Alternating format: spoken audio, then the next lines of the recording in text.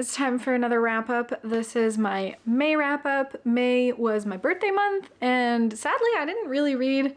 I mean, I feel like it wasn't a bad month, but it wasn't a super good one either, but I did discover a favorite book. So with my wrap-up videos, I play a little game. It's a board. I move across the board, and then essentially when I get to the end, it's just an extra reason for me to buy more books, but it kind of makes the review process and the, talking about the books a little more interesting. Also, I don't just talk about books. I also talk about everything that I've watched or everything that I've played in the month as well. So let's get started with the first book that I read in the month of May, which was Jade City by Fonda Lee. This is the first book in a fantasy trilogy. It is urban fantasy, and I gave this first book 3 stars. So I'm gonna start by moving on my board. I'm doing this a little different than usual, but I'm gonna start by moving on my board, and then I haven't made a mug yet, but I'm gonna just put like little reviewing prompts. So I'm gonna do it with my phone.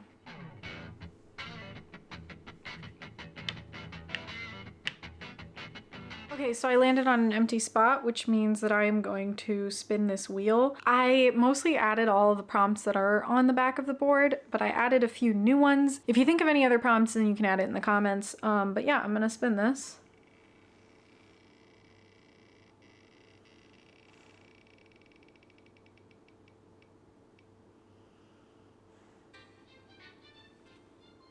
Oh. Okay, so Jade City versus The Deep by Nick Cutter. I definitely enjoyed this more. It's also 2 completely different genres. These versus things are just a way for me to think about, like, was it really as bad as I think it was, or was it like so much better than some of my favorites? The Deep is a horror. This is not a horror, but even just down to the writing too. This book had really, really good writing. And the world building also made sense. The Deep, nothing really made sense. Like, there was some epidemic going on in the Deep, and like people were dying, and then you end up on a base in the middle of the ocean, and then they go down below. Like, not a lot made sense in the Deep. But in here, like, it does make sense. So Jade City is, you follow 4 main POVs, basically. It is a mafia type of setting. It's a family. They're involved in crime. They're one of the prominent ones. They are the No Peak clan, and there is another clan called the Mountain clan. And technically they are in peaceful terms, but not. It's getting strenuous because historically the island of Kakan, which is where they reside, it gained independence, and the way it gained independence was through a clan that was called like No Mountain Peak or whatever, and that split off into the Mountain clan and the No Peak clan, and the original founders of it, well, the Mountain one, the original founder, is dead, and then the No Peak one, he's very old and slowly growing senile, and so his grandsons are the ones who actually run it. So you get the main point of view of the oldest grandson, Lan, then you have Hilo, Hilo? I don't know if it's Hilo or Hilo. He's the horn. They have different titles for like what they do. And then the sister Shay, she actually left to another country, and she was kind of shunned for it, but she does come back, which you kind of expect. And then the other point of view, well, there are other ones in that, but there are 4 main prominent ones. And the other main point of view to remember is this adopted kind of brother. He's like a cousin who, horrible past. Anyways, the whole story is about them. It is very much character focused, so if you do like character driven stories, then you'll probably enjoy this. I said it was urban fantasy already, and the fantastical side of this is that Jade is a type of enhancer, but only certain people, so certain people like genetically can actually carry it, and even then there are limits to it. You can go insane from it. People who aren't genetically predispositioned to use Jade need to support it with extra drugs. That often doesn't go well. There's conflict between Mountain and No Peak, and Mountain is gaining an upper hand and No Peak is struggling, and the leaders are, there's a lot of political stuff going on. There's a lot of family things going on. There's clearly, copious amounts of family struggles. And the reason I gave it 3 stars, so I don't think it was bad, but I don't think it really was for me most of the time. I actually could predict most of what was happening. Not to say that, you know, every book needs to be unpredictable or whatever, but because everything was very kind of monotonous for a long time, and then suddenly you'd have like a rise in action, then go back down and be kind of monotonous, I needed something to keep me a little more engaged. And yes, the characters were nice. Sometimes I was like, I mean, it makes sense that you're doing that, but I kind of wish you weren't doing that. And I don't know. It was a strenuous relationship for me in this book, but I am continuing with the trilogy. I do intend to finish it because I heard that the books get better. And I'm like, okay, I didn't hate this book. It was just average, but I will keep reading and hopefully I will enjoy the rest more. The next book that I read was Clawheart Mountain by David Opegard, I think is his name. This was a special edition from Twisted Retreat, which I have since canceled because it's a very expensive box and I've gotten like, I think 4 or 5 books from them and I haven't really enjoyed any of them. And this one, I probably enjoyed it more than the other ones that I've read, but I only gave it 2.75 stars, I think.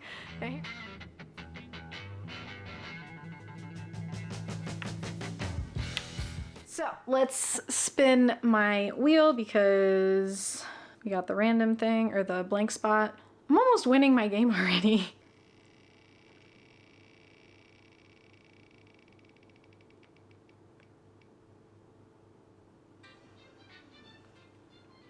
Who would you date? Oh, fuck.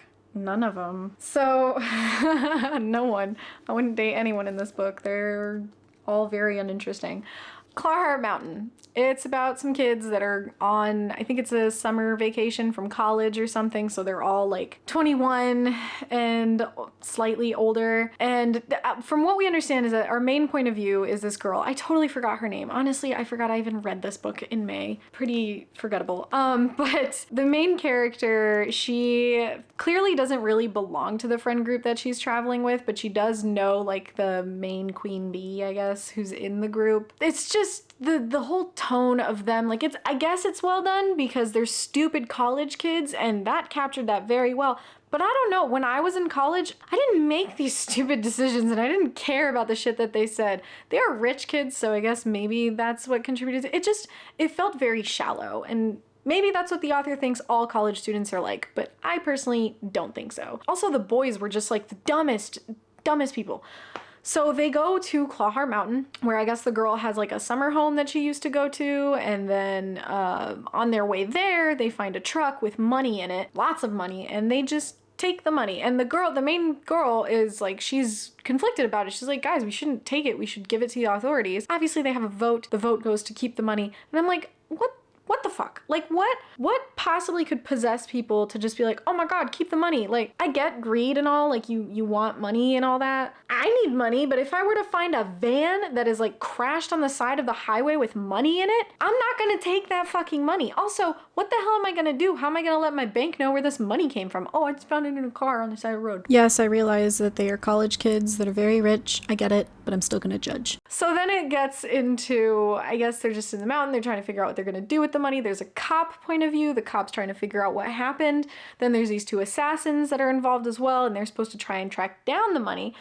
And then there's also a mountain monster that gets mentioned literally by the end of the book, which honestly, I thought that was gonna take more space in the story. So who would I date here? Honestly, probably the cop. Of all the people, probably her, but she's already fucking married, so that sucks. But yes, I thought this book was okay. It wasn't poorly written that much, I guess. It was pretty bad at times. Yeah. And the pacing of it was sometimes just really off. Like, I felt like sometimes we spent way too much time on certain things instead of continuing with an interesting story. Again, the monster comes out of fucking nowhere. You literally get introduced to it by a kid telling a story, you know, the scary ghost story around the fireplace or whatever. And then you just get introduced to the monster. And I'm like, what? Like, huh? Couldn't we have gotten just a little bit more? And then you've got the guys who took the money, one of them, but really, my least favorite part, and this is going to be a slight spoiler, And I'm gonna say this now. So if you don't want to hear this, skip ahead. It's small and it might not be a massive spoiler. I don't think it's a massive spoiler, but these frat boys, the reason why I'm saying that they are so stupid is that one of them has a gun pointed at him and he's just like, oh, what are you gonna do? Shoot me? And he gets shot. I'm like, who the fuck? Like, who is standing in front of a gun and just gets closer and says, oh, what? You're gonna shoot me? Yes, he's pointing it at you and he has a reason to shoot you. So yes, he's gonna shoot you. It was so stupid. It was so stupid. Sometimes the decisions of these characters were just so bad. So bad. Whatever. That's it. I'm gonna stop there. Thankfully, after I read that, I randomly went to my library and I saw that there was a book that was just on the shelf that everyone was raving about, and I was like, yeah, okay, I'll read it. That was Tress of the Emerald Sea by Brandon Sanderson. I did a whole review on this, so it'll be up there somewhere, maybe down below in the description. But I absolutely love this book. My review of it is actually kind of very spoilery, so if you don't like that, maybe don't watch that. I gave this book 5 stars, so I'm gonna move first and then talk about it.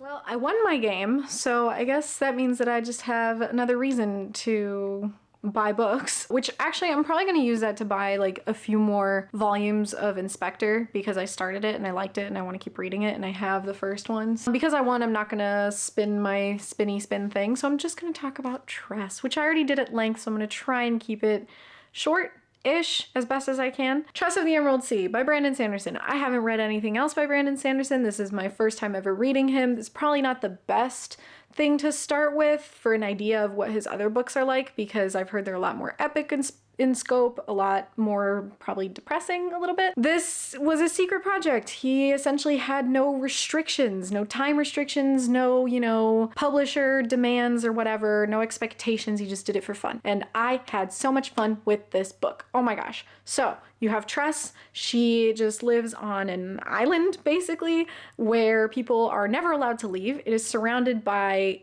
ocean, but it's not the ocean you think. It's not water, it's spores or pollen, whatever you want to call it. And those spores react to water, and whatever color the spore is will have a certain reaction. Green spores will spread vines, red spores will spread like needles, I think. I'm sure there are other ones, but in this book there's mostly the green and the red ones, and then there's the black ones. I'm not going to tell you what the black ones do. The whole story is she likes the Duke's son, and they don't really have a relationship. They get along. They're friends, at least. Like, you never hear that they kiss or whatever. But the Duke is not happy with them getting closer, so he wants to take his son away and find him a wife that is profitable politically and economically, probably. And the Duke's son says, yeah, I'm gonna make sure that no woman ever wants me, which will be easy peasy because I can just bore them to death. But because he fails to do this, his dad switches him out and he sends his real son to go to a sorcerer who everyone fears,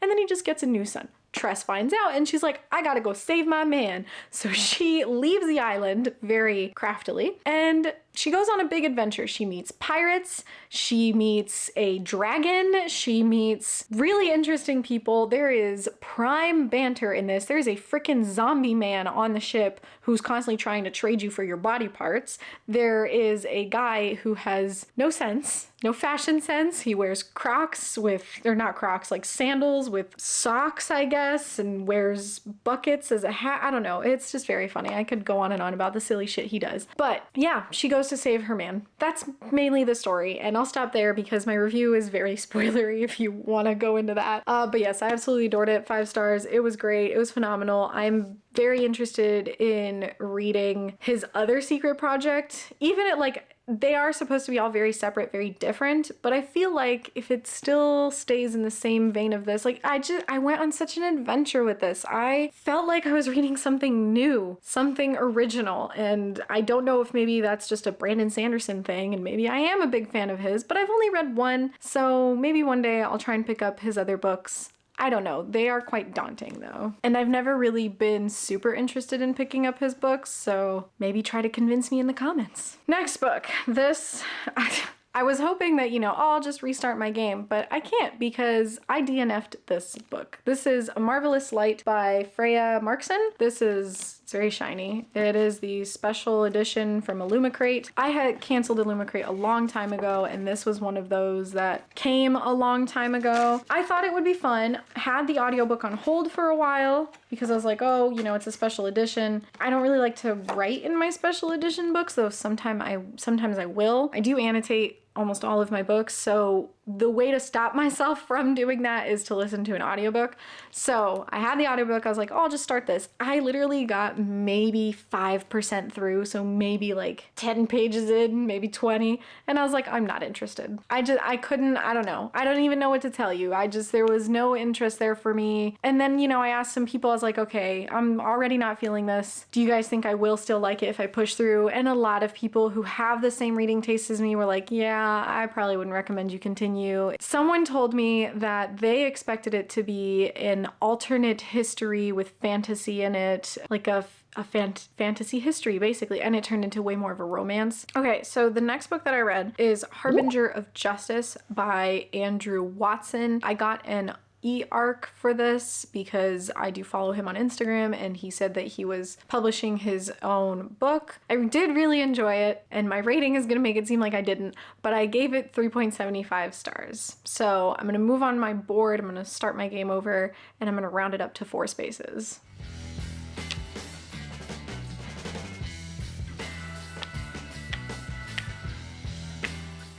Okay, landed on an empty spot. Gonna do a little spin.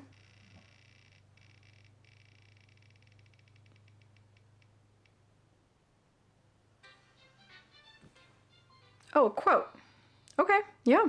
It had some good quotes, so I'm happy about this. At around 30% of the ebook, the quote is, "Spending life waiting for tomorrow is a life waiting for its end." And I thought that was a very nice quote. It's very short, but it's poignant. Sometimes it doesn't need to be long. So Harbinger of Justice, it's a self-published book by Andrew Watson, and it's set in a very desert type of setting and very ancient Egypt kind of vibes to it. It was very, very cool. I really did love it. I'm gonna start off with the things that I didn't like about it because then we can end on a good note. The first thing that I think the book struggled with a little bit was the pacing about a little bit after halfway through it. So past the halfway point, you're getting a lot more action, a lot more build up to what is actually going on.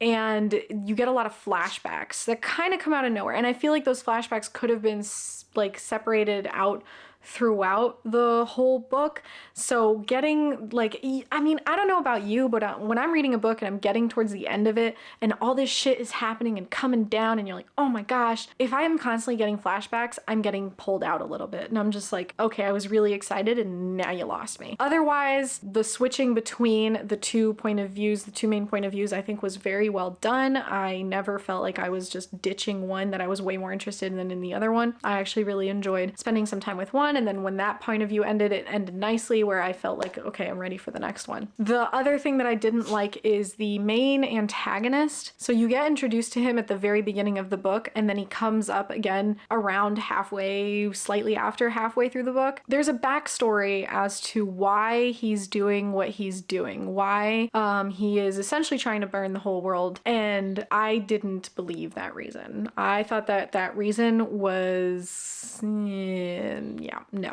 So I'm gonna give a little spoiler as to what it is in case you're curious. I don't think that this is a massive spoiler to the book in its entirety. It is just a character spoiler. It is something that you can know and not it necessarily bother you. So the main antagonist is Kyan. Kyan wants to bring justice to the world, thus the title of the book. But his reasoning for this is he was a rich kid. And one day he was out shopping with his dad and he sees that there's these poor people all around that barely even have clothing. So he goes to give his coat to one of the kids. His guards or whatever come around and they beat the kid, they take the coat back, they give it back to him. And then Kyan's like, what the hell just happened? Like, why did all that happen? And his dad basically tells him like, well, that's just the way of the world, you know? And then he gets on this mission of like, I need to help people. We need to have justice and all that, which is great. That is so good. You want, especially for how young he was like 10 is what I was assuming, maybe a little younger or maybe slightly older. And you want there to be kids that'll have that thought, right? That'll be like, oh, well, this is, I need to do good things. I need to be good to people. My issue is, and this is not me preaching like, oh, you're not understanding human development or whatever. I feel like it's pretty common for us to understand that unless a child has a role model or an example, or even just something to pull an idea from, they're not going to form that thought process or that idea on their own. So Kyan, when you get his point of view, there's no example of him seeing what justice is, or even just, charity. He is raised by rich ass people who don't give to charity. He doesn't have some mentor who, like a teacher or something, who talks to him and tells him like, these are the injustices in the world. He doesn't even mention a book that he read that maybe talked about it. So for me, that was unbelievable, where I'm like, where did this come from? Where did this idea of I need to do good things for people who have less than me? Also, he leaves home, right? He ends up in poverty. He ends up stripped of his clothing, starving, all this stuff. And at one point he's like, oh, I should have never left home. I'm like, go back. He had so many opportunities to go back when he got beaten in the streets.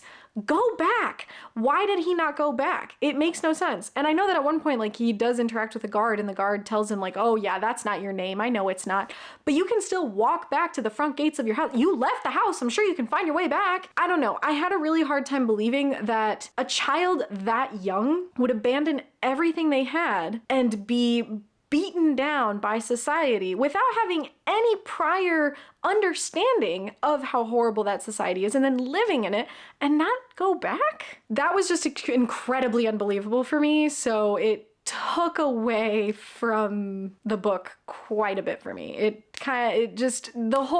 that point, the antagonist, I was like, I don't believe you. Everything you do, it means nothing to me. So it really did affect me quite a bit. Still really like the book. So now I'm going to talk about all the things that were good in the book so that you will read it, because I really think you should. Harbinger of Justice is about two main characters mostly. You do get another point of view from time to time, and then you get the antagonist from time to time. But the two main people are Naya. Naya is a young girl in a big city who is just trying to survive. She's trying to feed herself. She's trying to feed her mom, who is sick, and she has a band of friends, and they pull heists and they steal things and they just try to survive. She ends up getting caught, and she's, in custody, and they tell her, all right, well, you're gonna go serve in the mines because that is your penalty or your consequence or whatever you want to call it. Or you could sign up for this project or this mission, this experiment, and potentially leave here in like 2 days. And she's like, I want that one. My mom is still in my attic and she's withering and I don't know if she's getting fed and I need to get out of here. It ends up being a mission that she's just like, what the fuck did I get into? And that part was super interesting to me.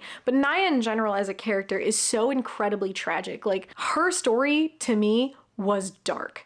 It was so fucking dark. Her mom, the trauma behind even just her understanding of why she exists. Like, she feels like she doesn't matter, and there's a reason behind that, which is why I was so frustrated about the antagonist. I'm like, you did such a good job with Naya. Why can't we do the same with Kyan? Anyways, so that's Naya. And then you have Rai. Rai is what I imagine to be like a middle-aged kind of man who he is very skilled assassin, and he now works as kind of a hired hand. And you meet him basically taking on a job helping a couple move from one place to another, and they're technically smuggling alcohol, so he gets caught up in a whole lot of shit. But he's very level-headed, very soft, but also will be brutal and violent when needed to. And you learn some really interesting stuff about him later too, which I did not expect, although I should have. But he is trying to figure out, well, it's not he's trying to figure it out, but he has a sort of being that is attached to him in his shadow. This is why it's called the Shadow Binders. And he is trying to figure out where they come from, or rather he's trying to understand them. Basically, we're just gonna call it that. He's trying to understand these shadow things, and so he's been exploring the world for like 5 years and just trying to get information, and has come across nothing until kind of now. And then he meets Naya, and then it turns into a whole thing, and the proportions get bigger and bigger and bigger, and it is very, very cool. So I highly recommend you check it out. It is very well written. the character work is so good, and yet just the one character, I was like, oh, if that one had just been polished a little more. But yes, I did very much enjoy it. Okay, I talked about that for way too long. The next book that I read was Daughter of No Worlds, which is by Carissa Broadbent. It is a self-published book, and it is a fantasy romance. So I gave it 4 stars. Let's find out why, because romance is not usually my thing.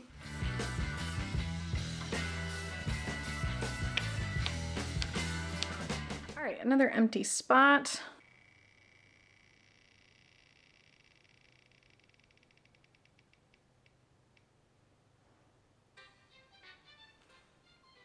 Versus Dune. Oh my gosh, I liked it so much better. Again, shocking for some of you who might know that romance is not my thing. Yeah, Dune, if you don't know, by Frank Herbert. Herbert, I think. I don't know. It's a very, very, very popular science fiction. They made a movie out of it, or at least part 1 of the movie. I didn't like Dune. I thought it was boring as all hell. Daughter of No Worlds was not boring. So, Daughter of No Worlds. It is... How am I gonna say this? So I'm gonna start with the negatives, why I didn't give it a full 5 stars. The main reason that I just had to knock a star off was because the world. I had no idea what the fuck this world was. I couldn't tell you if it was nations or countries or colonies or whatever. I couldn't tell you if it was like 2 different like actual continents and then an ocean in between. I think the magic, no idea how that works. Sometimes they made circles. Sometimes they just spawned flames of fire. Sometimes they seemed to just understand what people were thinking. I was like, okay, how does this work? It's never really fully explained. The only part that kind of was explained, which is a spoiler, so I'm not going to mention it, but that kind of made sense. It was like an embodiment of magic as like just like a power source, I guess. But yeah, that's the main reason why I didn't give it the full 5. But here are the things that I really did like about it. Daughter of No Worlds is about our main character, Tisana. Wow, I almost forgot it there for a second. Tisana was a slave. So it is all said, it is all told in first person. And Tisana has been through some shit, man. I listened to the audiobook and I messaged Sam because she absolutely loved this book. And I just saw it on Hoopla and I was like, oh, I guess I'll listen to it. And I started it and I was like, oh my God, I'm actually really liking the start of this anyways. Because it starts off with basically, you know, why she became a slave. Well, her people were eradicated and they were taken and they were enslaved and they were used, and she is part something. What I pictured, it is on the cover, if you look carefully, she has what looks like vitiligo. I think that's how you say it. Vitiligo? Vitiligo? I don't really know. But her skin is like patchy, her hair sometimes has different tones to it, but she primarily has, I think it's called Arya?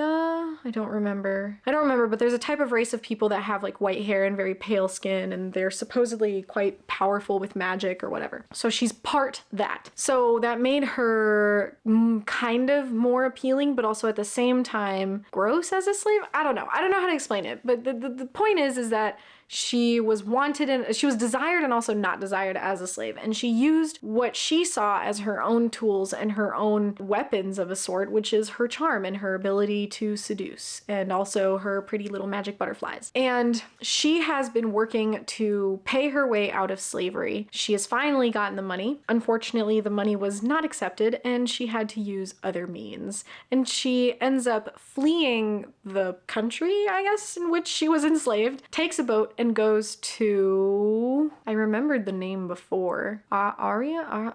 I forgot what it's called. But she goes to the other place where there's a magic society, I guess. They're called like the Moon and the Sun clans. And they were once protectors, but it feels like it's kind of, you know, the glorious original ideals of it have faded. But she goes there in the hopes that they will help her save her other friends who are still enslaved. When she gets there, they kind of brush her off and they just drop her off at some guy's house and says, okay, well, he'll train you, I guess. And then once he trains you, maybe you can join our order. And then maybe at that point we'll help you. And she's like, all right, fuck yeah, I'm motivated. Now, the person she gets dropped off with, when I was listening to the audiobook, I genuinely thought he was an old man, but he's not. It's Max. The reason I thought he was an old man is because he's very recluse. woods and he just has a garden and he wants everyone to leave him alone. He's just extremely grumpy. And I told Sam too, I was like, this has a grumpy sunshine feel, even though she's not a sunshine, but she is very motivated. She's very stubborn. She will go to the ends of the earth to complete what she needs to complete to get her friends. So she's very hopeful, and he is not. Their relationship, I think, was very well done. So again, it is a romance, so of course they have a thing going on. And I think that the slow progression of it and really the trust that comes first, I think that's what I really liked, because a lot of times when you read a romance, it's the passion and the sexiness that comes first, and then comes getting to know each other, and then there's a squabble, and then comes the trust. And I hate that. That, to me, that is the worst way to build a relationship. And that's why this book, I think, worked so well for me, because their relationship starts with trust. And it's great. The chemistry was right there. And there were small scenes from it that I thought was so good. Like at one point, they get injured or something, and he wakes up or something, and she just, like, she's very close to him, and she says, "Your breath smells," and he just goes, and those things, though, I'm like, that is a genuine relationship thing, because like my husband will do that to me. So yes, the relationship stuff was very cute. And then she gets into the order, obviously, but she learns something that Max was unable to tell her, like physically unable to, but he tried so hard to keep her from the orders. And it gets brutal, man. Like, this book is, yeah, it's dark at first, and then it gets a little hopeful, and then it just crushes you. And I'm like, holy shit. There were so many things that I really did enjoy. The biggest downside was the world building. That's it. I am going to continue with it. I wish that the other audiobooks were on Hoopla or on Libby, but they're not. I'm gonna have to request them from my library, but I feel like at this point, I feel like I annoy my library because I'm constantly asking them for books and audiobooks and all that. Okay, I'm not gonna get to move for the Oleander Sword because I DNF'd this. I really tried. This is the second book in the Burning Kingdoms trilogy. I pre-ordered this, I think, around the beginning of the year because it came out sometime in the beginning of the year. I had read The Jasmine Throne, I don't even remember when, but I had liked it. I think if I were to recall, I gave it 4 stars, maybe?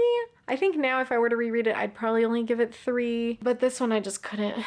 At first I was reading it physically and I was like, oh my god, I need something to help me. So I got the audiobook. I even started my freaking Audible subscription again so I could just get the audiobook. And then someone told me too, like, the narrator's probably not the best to help you when you're having a hard time getting through a book, which is fair because the narrator was just very monotonous, and then it was hard for me to tell anytime it was a different character's point of view, or even if a character was talking or if they were thinking, or I couldn't tell. And when characters were having dialogues, the voice was the same. Like, there was no different voices for different characters, which that just makes it really hard in audiobooks. I don't think she read it poorly. I don't think that's a very good narrator for a multi-POV fantasy. So I don't even know what to tell you about why I didn't like this book.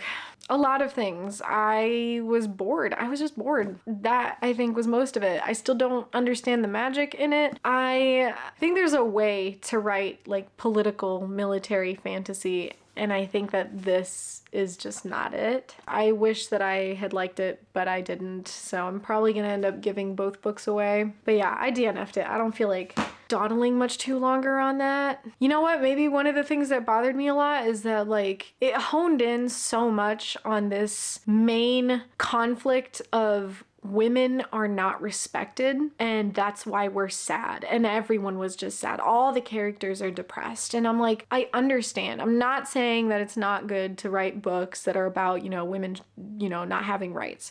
That's fine. But usually when you write a book like that, you gotta put in a character that is unashamedly going to say fuck you to the system. And I understand that Malini is technically doing that, all while trying to stay politically respectful and, you know, not completely disregard tradition and whatever. But also, she's so meek all the time. I'm like, girl, you are an empress, or you're going to be an empress. And then there's all these other side characters, and I'm like, you could do so much more, and you could just, like, this girl can shake the earth, and yet she lets herself get talked to by men like she's some piece of trash. Just fucking kill them. I think that's what I needed. I needed a morally gray, or in fact, I needed a purely evil female character in this book. I think that's what would have made it better. Yeah. Yep. I'm gonna stick by that. I read 2 comic books. I'm gonna call them comic books because they're quite strong. They're quite short. I read the second, what do I call this? Yeah, I'm gonna call it installment. I read the second installment to the Steel Prince. Talking is hard, which is called Night of Knives, and then I read The Rebel Army, which is the third and final one in this trilogy, comic book trilogy. So all 3 of them are now read.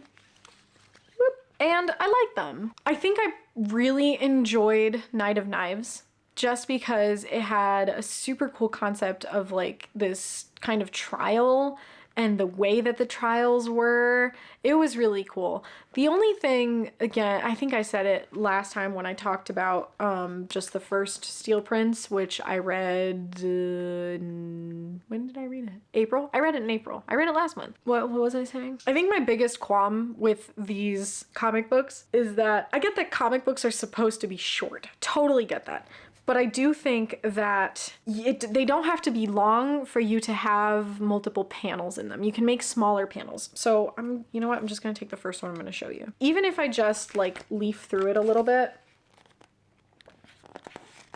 you'll notice that all of the panels are basically like squares, rectangles. They all fit the same size. Some of them are entire pages. I feel like there could have been more smaller panels that are just in between sections, especially during action scenes. That's something that I think That's something I think manga or mangakas do very well, is that they will have panels that are not always, you know, just the typical rectangle, like they're this way or that way or the full page. Sometimes they'll do like these almost like shared parts in between, or it can be hard sometimes to even see what belongs where, but in a way it makes it seamlessly smooth through like an action scene or things like that, like a sword poking into another panel, and then in the next panel the sword is almost there, and then in the next panel it is there, and then I don't know how to explain it, but I feel like there could have been more done there. Also, the art, not my absolute favorite. I have taken some pictures of some faces that I'm just like, that eye looks a little too high, or what the fuck is wrong with that guy's face? And I get that that is kind of part of the art style of this artist, which is totally fine, just not my biggest cup of tea. And yeah, I think that's mostly it. The pacing of it was a little off. I think it was a little too fast at times, but other than that, really did like a lot of it. I liked the concept. I liked the idea of the king and then his friend that he meets, and then the conflicts that they're enduring and trying to gain the respect of essentially a town that just doesn't fucking want him there. It is a outlaw town or city or whatever, port. And, you know, he does these things to show that there is honor and that he is someone to be respected, not because he's just a royal, but because he will make himself a soldier like anyone else. He will put himself in harm's way to save others. And then the way that the third one ended, I thought was nice, and I'm curious if there is going to be more in this comic book series, because I'd be down for it. I would read the rest of it, and I would own the rest of them too, because, you know, nonetheless, I did really enjoy them. As a whole, I gave this entire comic book trilogy 3.75. I guess I'll move for that, since I'm rating the whole thing. Alright, so I did end up on an empty space, so I'm just gonna spin my thing.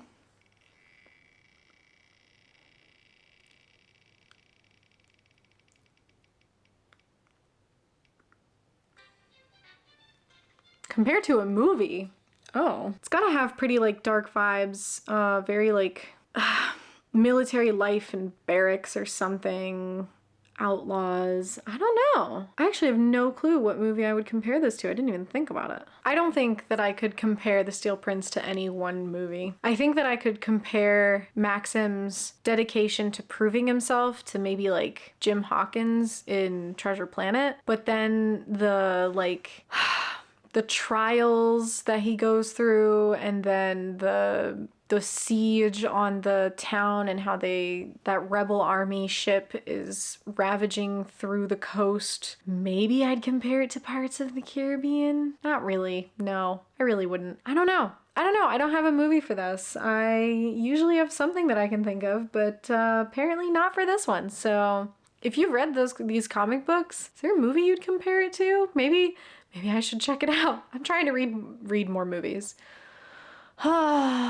My brain has left me. I have to hurry up and finish this up. Okay, the next book that I started and then DNF'd was Witch King by Martha Wells. I was actually very disappointed that I DNF'd this, but hear me out. I started this, I think, like May 30th or 31st or something. I started listening to the audiobook. I do have a hold for the physical copy at my library, and I'm still gonna keep it because I started listening to the audiobook and I was really interested at the beginning. I was like, oh my gosh, this guy just woke up in a tomb and doesn't know how he got here, doesn't know why he died in the first place, doesn't know who's doing this to him. Super awesome. Then it got really confusing. And I realized, I was like, I can't listen to this as an audiobook. I think that I can enjoy it, maybe as a physical copy. I'm really hoping that I do because I like Martha Wells. I like her Murderbot diaries, but I don't know. I'm a little worried. I'm worried that Witch King is too weird and that the plot is too convoluted and it moves too slowly. I'm worried about that. But yeah, I started it and then I DNF'd it. I think I got through like 20% of the audiobook and I was like, no, I can't do this. So that's why I'm a little concerned, but I'm still gonna, when I get the physical copy, I'm gonna try and read it, see how I feel about it. If it doesn't work like that either, then I'll just DNF it. I have seen some pretty mixed reviews on it. I've seen actually a lot of negative ones and then a few that are positive that are like, oh my gosh, I love this. But the thing is that it seems like the kind of book that, you know, maybe it is one of those, you gotta be smart to read them. You know what I'm saying? Like, you don't actually have to be smart, but you have to have like the brain for it. And that's how I felt about Piranesi. So we'll find out what happens. The concept sounds so cool though. That's it for the books. I have no idea how long I've been rambling. I feel like some books I've been talking about more than others. But now we're gonna quickly go through movies and TV shows that I watched in May. Starting off with Thor, Love and Thunder. I borrowed the DVD from my library and we watched it with some friends and I didn't like it. That made me sad because I liked the other Thor movies a lot. And this one I think was just bad. And I think that I have the same criticism that a lot of people have about it, is that it tried too hard to be funny when it really didn't have to be. A lot of the Thor movies were actually, in my opinion, they were pretty sad. They dealt with some heavy topics, and at times, yeah, there'd be a little joke here and there, usually something pretty subtle, and it would work great, and it would be funny, and it would be enjoyable, all while having a story that is poignant. Love and Thunder was not. Love and Thunder was, I am alone in this world. I have lost my entire people. I have lost my brother. I have lost the love of my life, and I'm just gonna smile about it and make corny jokes and wear sleeveless leather jackets. And I was like, what the fuck? Then we watched a show called The Florida Man, which we had started, I think, in April, and we finished it in May. I didn't think the ending was really all that great. I don't know how to explain it, but basically the whole show is about this guy who has a gambling problem, and he has to work for the guy that he owes money to. That guy's girlfriend leaves, goes to Florida because she's chasing treasure that some guy mentioned, and she's just like, oh my god, I could get rich and get away from this crazy maniac mob boss, basically. Mike goes down to Florida to find her. He used to be from Florida. His whole family's down there. And every episode was pretty funny. Every episode had a Florida man in it. It was like, Florida man takes ambulance and drives over someone or something, and they were all related to the episode, which was fun. But I think I got pulled away when it turned into like a, which girl is he gonna choose? And I was like, that's not what I wanted. That's not at all what I wanted. I wanted a chaotic, we're trying to find a treasure. Oh, the treasure's not there. Oh, now it is there. Oh my gosh, now we're being pursued. Oh shit, now he's here. Oh, what are we gonna do? Oh my gosh, it's okay. At least I have my really hot girlfriend who's actually really smart, because she doesn't seem like it, but that's stigma, and we're gonna get through this. But no, it turned into his ex-wife showing up and then her getting shot, and then my husband loved it. He was like, oh yeah, I think that's a cute ending. I'm like, I don't like it. I don't fucking like it at all. I'm like, why did it have to turn into a love thing? Why couldn't it just turn into a I don't know, a bittersweet ending maybe? I don't know, whatever. I thought it was okay. The show in general was fine. The last episode I didn't like. Oh boy, this is a fun one. I watched Beautiful Disaster. I decided to watch Beautiful Disaster because I saw Amanda the Jedi do one of her explained videos of Beautiful Disaster, and she talked about how there was a book, but I just watched the movie, and oh my gosh, it's so bad. It's so bad. The movie is basically about a girl, small town girl, whatever, who shows up in a town. You get a whole background about how her dad was a gambler and then he taught her how to play cards and she got really good and then, oh no, she wanted her own life. So she goes to college and then she meets hunky hot man who does street fights, or not street fights, but like illegal fights, which by the way, you're on a college campus. How does every student on the campus know where you're gonna fight, but not the freaking staff? So she meets him and she's just like, no, I don't like you. Clearly likes him. Literally gets caught saying like, oh, he's pretty hot. And then he's just like, oh yeah, I like that picture. And I'm like, it's just so stupid. And I think Amanda the Jedi, she made a good point where she's like, it's a parody. I hope it's a parody. And I'm like, I'm pretty sure it's a parody because they reference Twilight and the fuck is the other one? 50 Shades of Grey. They reference that one. God damn it. What's the other one called again? After, or like After You, or You I don't know, whatever it's called. But they're just those really horrible, cringy romance that are like way over the top. And this one, it was just so bad.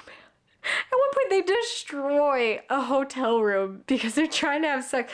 But like, it's funny at the same time. Where I'm like, I think it really wasn't trying to take itself too seriously, which is why I did have fun watching it. But it was so bad. I would not recommend it. Next, I watched The Last Kingdom. 7 Kings Must Die. So this is a movie that follows after the TV series called The Last Kingdom. Now, we did a little bit of research because we were curious. The Last Kingdom it's a historical fiction about Vikings coming to England, and it's based around this main character called Uhtred. He's born English, but he was raised by Vikings, and he's kind of like in between stuff. And the whole show is, you just feel so bad for him, but also you're like, why is no one listening to him? Like, when you don't listen to him, shit goes wrong. When you do listen to him, everything goes right. But because of their pride and because he's part Viking, they're just like, oh no, we're not going to listen to a heathen like you. Anyways, we watched the whole show and we absolutely loved it. And then they came out with the movie. So the movie comes out shortly after what happens in the finale of the show. And this movie, honestly, I probably am a little biased because I watched the whole show and I liked it so much, and watching the movie was like that final little farewell from all these people who made it. So maybe I'm a little biased and I'm just like, oh my god, it was so amazing. There were probably some parts that I could critique, like there was a very long time skip that I'm like, okay. But ultimately, it was great. Uhtred is such a tragic character. And I think the best thing about the movie is how it ends, is the fact that it brings all of this back to present day, which confused us a little bit because we were like, wait, so Uhtred was a real person? And we Googled it and it turns out the character of Uhtred is based on a real person that lived like a few, maybe 100 years after all the things that take place in the show. So those are based on real things, but the character of Uhtred is like a historical person sort of that was taken from a previous, or not a previous, a future time and just put in the past. And he's also not part Viking, real life and real history. But yeah, the movie I think was just, it was really good, but damn, I cried at the end. Oh, final one. I watched Queen Charlotte, a Bridgerton story. It's got like 6 episodes. God damn, those 6 episodes ripped my heart to shreds. I think it was so good. I cried.